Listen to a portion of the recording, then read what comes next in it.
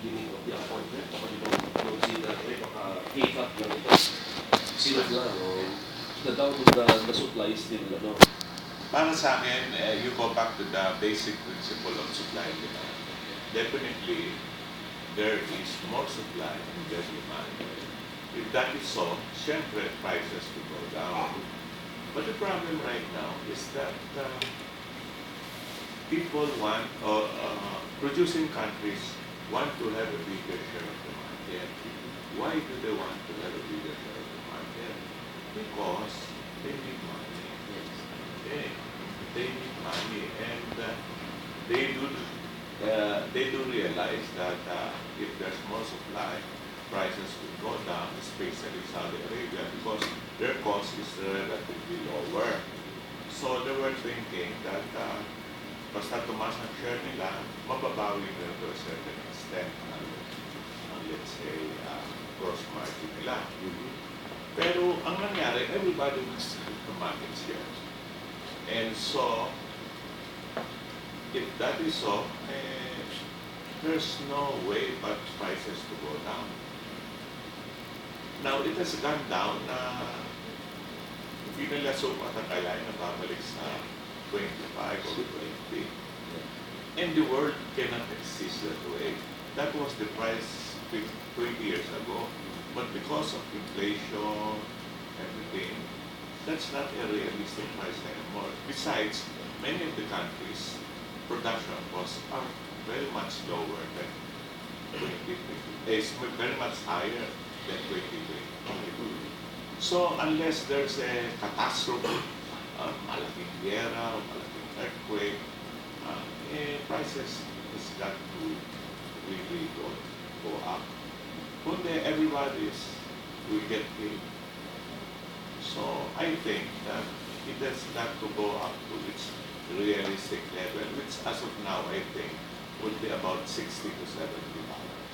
But that's a big jump from now, from 20 to 25 ngayon to 60. No, it's now 33. 33. But even if it's 33, that's almost 100%. Yeah, but it will go little by little. Yeah, it won't be a drop. So I think that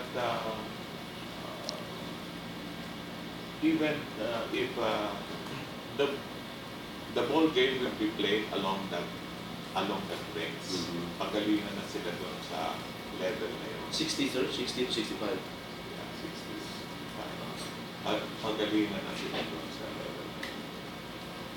Kumbaga yung essence na sinasabi mo, it cannot stay that low for so long. Hindi yan. Tataas at tataas yan. Yeah, because everybody will get slaughtered.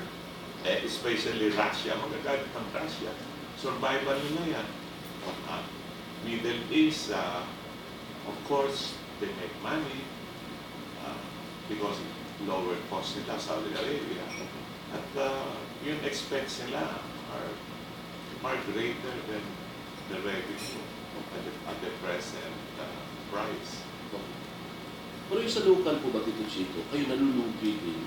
Ibig sabihin, pagpapaba ng baba, nalulugi din kayo? O wala may epekto sa inyo, nag-reflect nyo naman linggo-linggo eh? Well, pagkalito yan yung cost namin depends now on the skill of how you're able to purchase your hedging. And this was, for the last 15, 16 years, we were not indulged in that. But the last 2 or 3 years, natuto na kami yan, kami mga players, on how to hedge. So, natatamaan din kami, pero not as much. Pero more or less, I would say that we are not affected. Kasi magagaling kami. At saka nag-hiring ka pa nga eh, di ba? Does it benefit you to a certain extent? Kasi mas mura. Paano? Does it benefit you to a certain extent? Kasi mas mura yung import niyo. Well, to a certain extent, yes. Lower ang interest cost namin, which means lower inventory cost, inventory value namin. Yeah. But our gross margin more or less remains the same, which is before. Can you imagine before, while other utility companies, margin nila 30 to 40%. Kami sa industry, 5 to 8%. Now, that the prices are down and we maintain the same margin, we're now at about 10 to 15%. So, ganyan yung sinasabi mo, that's why we are expanding. So, ang mas tatamaan dyan, siguro yung mga may refinery, no? Yeah, Eh, sila crude siguro. ang kumikita niya, Crude yun. ang Importer. producers, yung part. Pero, with the situation now, I doubt it. Kung bumili sila. So, yun yung refinery niya. Yung issue ng stockpiling, no, binring up ni Ferian the other week, although sabi niya, dati niya nang sinabi, kaya naiintindihan naman yung limitation, pero sabi niya, dahil sobrang baba, baka naman pwedeng pag-aralan. Ano yung thoughts mo? First of all, as I said, you need storage. And if you will have anything, it must be a very big capacity storage. So that is not existing right now. If you're going to make that right now, it will take about 2-3 years to make that. And then, if government would be able, it would be the one to do it, then to stockpile it. And it will cost money, and there would be interest cost for that. Yeah. But when do you sell it? When do you sell it? Because the prices go up and down every week. So if that is so, the prices go up and down every week. Therefore, the government must be a trader to sell and replenish, etc. Now, being a trader doesn't necessarily mean that you make money. Kaya di ba yung ganun kasimple na bibili niya ngayon? Halimbawa wala, di ba? Sabi mo ngayon, 33 may kamo yan. O bibili niya ngayon. Ibibenta niya pag umabot na ng 60 na yung presyo. Sabi mo kasi napukusin mo magsi-60 yan. Hindi ba ganun kasimple lang yun? Eh, pero matagal yun. Let's say it takes 4 or 5 months. Okay, ibibenta mo. So that they'll make money. Oh. Why should government make money? What's the purpose of stockpiling? To compete with independent or even the oil majors.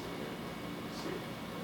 Now, if that is to be able to support the lowering of prices through a subsidy, because kumita sila o di kaya meron silang lower cost, pwede, but the mechanics of that is rather difficult.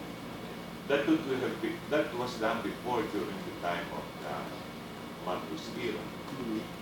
But now I don't think that is applicable. So yung idea, if you see it on paper, parang maganda. But how to execute it, hindi pala ganun kasimple. Yeah, but except for the United States, In Japan, nag-stockpile. Oh. Japan, these are large countries, prosperous countries that are able to do it. So we cannot afford it. Na parang mag-take advantage yung Pilipinas dahil mababa ang presyo, ang gobyerno steps in, ipunin mo lahat ng mura, pag tumaas, ibenta mo sa oil companies ng palugi as a form of subsidy. Di ba maganda yun? And dapat, sinong gagawa niya? Una-una, the government must have a trading company that would be able to play. Because hindi mo naman alam naman hawakan mo yan for the next 5-6 months. Because weekly prices go, actually daily prices go up and down. Now, paano kung bumaba yan? So, forever, naka-stockpile mo yan. Unless you go trading. Hindi po tayo kung sabi mo, hindi na yan bababa. Hindi siguro sobrang sad-sad na eh. Ayun ang sabi ko. But we don't know. We don't know. We don't know really. Because it's geopolitics. And right now, it's even more than geopolitics. It's parang survival ng yeah. Survival of the fittest. Survival of those countries. Whether it's off the record or not, tingin ko dyan, the best way to bring down Russia is through this. Oo. Tikisin mo, di ba? Sabi mo, hindi mo kaya ko. Di bagsak yung Russia ngayon. Because Russia needs to export. Yes, yes. Kung mababa presyo, paano sila nagkakagulo ng mga sa Russia? So yun yung geopolitics. So ibig mo sabihin, pwede pa siyang sumadsa. Yung 30 baka pwede pa mag-20. Or Hindi ba 15. naging or 27 na nga, di ba? Palagay ko, suicide na eh. Nobody will tell. Thought mo lang yun. Analysis mo lang. Okay. Okay na. May soundmate na. Eh di, actually, good for the consumers.